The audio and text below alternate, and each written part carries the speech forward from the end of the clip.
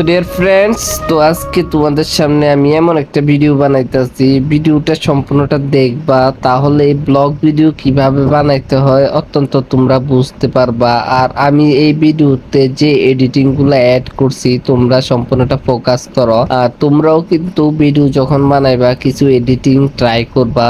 একটা ভিডিও তখনই সম্পূর্ণ হয় যখন তার ভিতরে কিছু এডিটিং মিক্স করা হয়। তো দেখতে থাকো গাইস, এই যে এখন দেখতে পাইলে এই কলাগুলা, তো এই কলাগুলা হাইকা গেছে, একটু একটু দেখা যাইতেছে। এই যে দেখতে পাইতেছো আমার বেঞ্চের পাশে।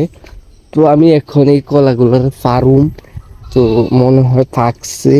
আর আমাদের পুকুরের পাড়ে কিন্তু ভ্যারাইটিস রকমের, বৃষ্টি হলে ভ্যারাইটিস রকমের শাক সবজি অটোমেটিকলি হয়। এই যে দেখো এইদিকে একটা আছে, এই যে দেখো এই যে এদিকে একটা আছে, এই যে দেখতে পাইতেছো কলাস্তরিটা। এই সেটার ভিতরে কয়টা ফাঁকনা আছে, দেখি এটা কাটুম এখন। খাওয়া যায় বা না খাওয়া যায়, আমি এটির ফার্ম এখন। তো এই যে বৃষ্টি হয়েছে, এই যে এই ট্রেনটা দিয়ে কিন্তু আমরা প্রচুর মাছ ধরি। তোমরা দেখছো আমরা ভিডিওর মাধ্যমে, এই যে জালটা দেখতে পাচ্ছ, আমরা এই জায়গায় জালটা সেটিং করি। আর এখন বৃষ্টি হওয়ানে, এখন সিজনে বৃষ্টি হওয়াতে নানান রকমের গাছ, পুকুরের পারে পারে নানান রকমের গাছ উঠতেছে দেখতে পাইতেছ।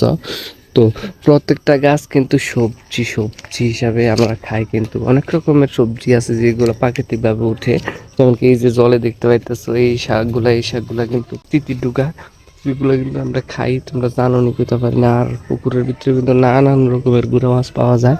তো আমরা এখন এই গাছটা কাটুম, এটা দেখা যাক পাওয়া যায় কি পাওয়া যায়। ওই যে কলা গাছটা, ওই যে কলা গাছটা, তো এই কলা গাছটা এখন আমরা কাটুম।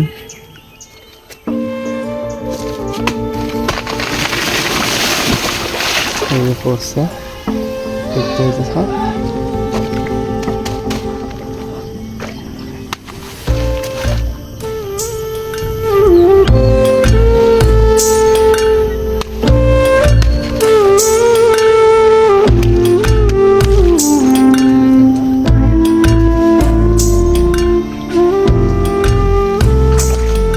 দেখো তো আমরা ফার্স্ট সিটার ভিতরে কি আছে তোমরা দেখো। এই যে এখানে রাখলাম, এখান থেকে এই যে এখান থেকে আমি একটু নিব। এই যে দেখো কত ছোট, দেখো এই যে আমার এক আঙ্গুল হইতো না, আঙ্গুলের মাঝখানে রাখছি। এই যে দেখো, তখন এটা আমি খাইতাছি।